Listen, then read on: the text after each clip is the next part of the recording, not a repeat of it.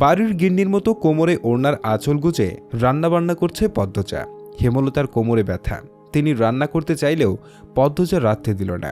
মোর্শেদও বললেন, বেদনা লইয়া রান্দা লাগব না, তোমার মাইয়া যখন রাঁধতে পারে তে হেই রান্দুক। সেই অবধি হেমলতা হার মারলেন। পদ্মজা মাটির চুলায় মুরগির মাংস রান্না করছে। খড়ি বা লাকড়ি হিসেবে আছে বাঁশের মুড়ো। আগুনের শিখার রং নীলচে। শীতের মাঝে রান্না করার শান্তি আলাদা। মুরগির মাংস রান্না হচ্ছে। আজ এতিম মিসকিন খাওয়ানো হবে। হেমলতা বলেন, সামর্থ্য থাকলে মাসে একবার হলেও এতিম মিসকিনদের খাওয়ানো উচিত, নয়তো ঘরে রহমত থাকে না। রান্না শেষ করে পদ্মজা হেমলতার কাছে এলো, বলল, আম্মা রান্না শেষ। শুকনো মুখখানা তুলে তাকালেন হেমলতা। বললেন, তোর আব্বারে গিয়ে বল আলী, মুমিন, ময়না তিনজনরে নিয়ে আসতে। পদ্মজা কিছু না বলে মাথা নিচু করে ফেলল। মোর্শেদের সাথে আগ বাড়িয়ে কথা বলতে তার ভয় হয়। অনেকদিন বাজে ব্যবহার করেন না, হুট করে যদি করে ফেলেন কষ্ট হবে। হেমলতা মৃদু হাসলেন, বললেন, কিছু হবে না, যা তুই। পদ্মজা দুর্বল গলায় বলল, সত্যি যাব? হেমলতা মাথা সামনে ঝুঁকে ইঙ্গিত করেন যাওয়ার জন্য। পদ্মজা মোর্শেদকে উঠানেই পেল। মোর্শেদ চেয়ারে বসে রোদ পোহাচ্ছেন। পদ্মজা গুটি গুটি পায়ে হেঁটে আসলো। আব্বা ডাকতে গিয়ে গলা ধরে আসছে তার। ঢোক গিলে ডাকল, আব্বা। মোর্শেদ তাকালো। পদ্মজার মনে হলো বুকে কিছু ধপাস করে পড়ল। পদ্মজার দৃষ্টি অস্থির দেখে মিনমিনে গলায় বলল, আম্মা বলছে আলীদের নিয়ে আসতে। রন্ধন শেষ? জি আব্বা। মোর্শেদ গলায় গামছা বেঁধে বেরিয়ে যান। পদ্মজা মোর্শেদের যাওয়ার পানে তাকিয়ে থাকলো বেশ কিছুক্ষণ। অনুভূতিগুলো থমকে গেছে। পদ্মজার চোখ দুটো ঝাপসা হয়ে আসলো। তাড়াতাড়ি ডান হাতের উল্টো পাশ দিয়ে চোখের জল মুছল। গাছ থেকে পাখির কিচিরমিচির শব্দ আসছে। সে সেদিকে তাকালো। তখনই হেমলতা ডাকলেন, পদ্ম। পদ্মজা ছুটে গেল। হন্তদন্ত হয়ে রুমে ঢুকে বলল, কিছু লাগবে আম্মা? না। পূর্ণারা কোথায়? ঘাটে। কি করে? মাছ ধরে। বড়শি দিয়ে? জালি দিয়ে। এত বড় মেয়ে নদীতে নেমে জাল দিয়ে মাছ ধরে? আচ্ছা থাকুক, তুই আয়, বস আমার পাশে। পদ্মজা হেমলতার পায়ের কাছে বসল। পায়ে হাত দিল টিপে দেওয়ার জন্য। হেমলতা পা সরিয়ে নিতে নিতে বললেন, লাগবে না। এরপর শাড়ির আঁচল দিয়ে পদ্মজার কপালের ঘাম মুছে দিলেন। বললেন, কোমরের ব্যথাটা কমে আসছে। তোর আব্বা কিছু বলেছে? না আম্মা। আচ্ছা আম্মা, আব্বা এত পাল্টালো কি করে? হেমলতা মৃদু হাসেন। উদাস হয়ে টিনের দেয়ালে তাকান। এরপর বলেন, তোর বাপ ভালো মানুষ শুনছিলাম, কিন্তু বিয়ের পর তার ভালো মানুষই দেখিনি ভুলেও। কারণ তার কানে মগজে মন্ত্র দেওয়ার মানুষ ছিল, অন্যের নিয়ন্ত্রণে ছিল। এখন আর কেউ নিয়ন্ত্রণ করে না, তাই পাল্টাচ্ছে। তোর বাপের ব্যক্তিত্ব নাই, নিজস্ব স্বকীয়তা নাই, অন্যের কথায় নাচে ভালো। শেষ কথাটা হেমলতা হেসে বললেন। পদ্মজা কিছু বলল না। হেমলতা শুয়ে পড়লেন। আজ সারাদিন বিশ্রাম নেবেন। আগামীকাল অনেক কাজ, অনেকগুলো কাপড় জমেছে।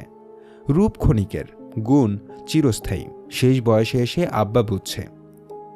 পদ্মজার শীতল কণ্ঠ এবং কথার তীরে হেমলতা ভীষণভাবে চমকালেন।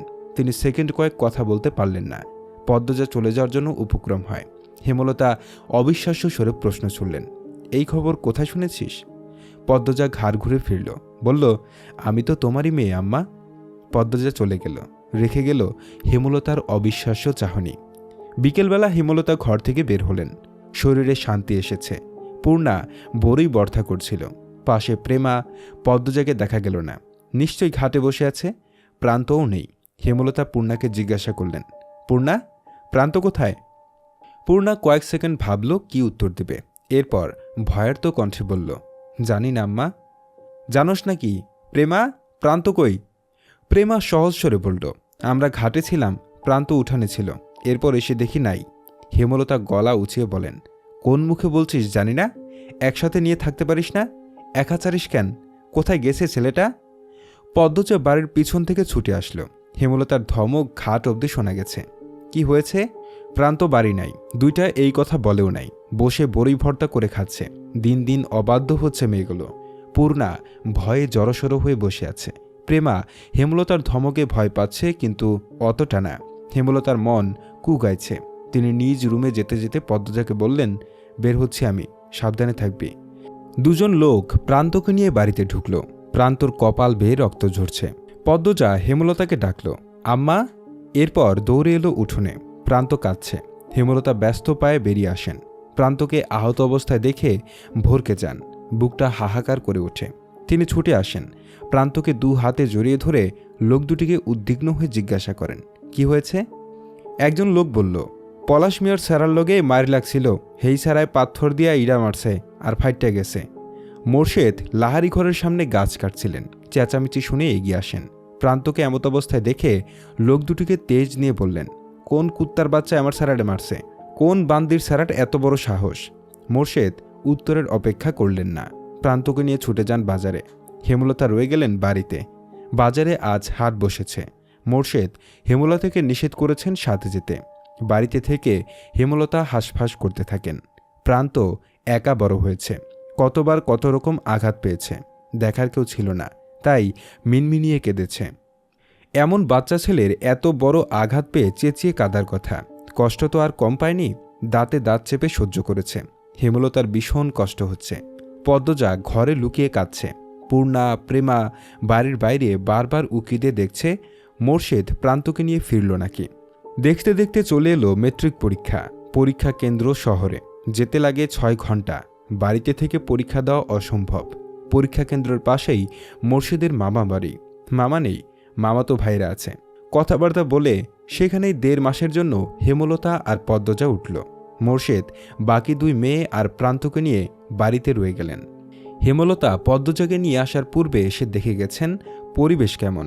মোর্শেদের 2 মামাতো ভাইয়ের মধ্যে একজন রাজধানীতে থাকে, আরেকজনের বয়স হয়েছে অনেক। ছেলেমেয়েদের বিয়ে দিয়ে বউ নিয়ে একাই থাকেন। ছেলেরা শহরে চাকরি করে। পদ্মজার জন্য উপযুক্ত স্থান, তাই আর অমত করেননি। মোর্শেদের যে ভাইটি বাড়িতে আছেন তার নাম আকবর হোসেন। ষাটোর্ধ্ব বয়সের একজন মানুষ। তবে আকবর হোসেনের স্ত্রী জয়নবের বয়স খুব কম, হেমলতার বয়সী। হেমলতা আকবর হোসেনকে ভাইজান বলে সম্বোধন করেন। দালান বাড়ি, বেশিরভাগ সময় বিদ্যুৎ থাকে, ফলে পদ্মজা মন দিয়ে পড়তে পারছে। পরীক্ষাও ভালো করে দিচ্ছে। হেমলতা আকবর হোসেনের দৃষ্টি অনুসরণ করেছেন। শীতল প্রকৃতির লোক। তিনি নিশ্চিন্তে বিশ্বাসী লোক। রাতের খাবার আকবর হোসেনের সাথেই খেতে হয়। হেমলতা 1.5 মাসের খাওয়ার খরচ নিয়ে এসেছেন। আকবর হোসেন কিছুতেই আলাদা রাখতে দিচ্ছেন না। এভাবে অন্যের বোঝা হয়ে থাকতে হেমলতার আত্মসম্মানে লাগে। তিনি কথায় কথায় জানতে পারেন আকবর হোসেন এবং জয়নবের নকশিকাঁথা খুব পছন্দ, তাই তিনি নকশিকাঁথা সেলাই করছেন। যতক্ষণ পদ্মজা পরীক্ষা দেয় ততক্ষণ হেমলতা কেন্দ্রের বাইরে কোথাও বসে বা দাঁড়িয়ে অপেক্ষা করেন। অনেক রাত অবধি পদ্মজা পড়ে। আজ অনেকক্ষণ ধরে সে কি যেন ভাবছে। হেমলতা ব্যাপারটা খেয়াল করেন। পদ্মজার পাশে বসে জিজ্ঞাসা করেন, পদ্ম, কি ভাবছিস? পদ্মজা এক নজর হেমলতাকে দেখে চোখ ফিরিয়ে নিল। হেমলতা তাকিয়ে আছেন জানার জন্য। পদ্মজা দ্বিধা নিয়ে বলল, রাগ করবে না তো? হেমলতা পদ্মজাকে পরখ করে নিলেন। এরপর বললেন, কি জানতে চাস? পদ্মজা এদিক ওদিক চোখ বুলায়। কিভাবে শুরু করবে বুঝে উঠতে পারছে না। 2 মিনিট পর নীরবতা ভেঙে পড়ল। দুপুর থেকে আমার খুব জানতে ইচ্ছে হচ্ছে, হানিফ মামাকে কে মারল? তোমার সাথে মামার কি কথা হয়েছিল?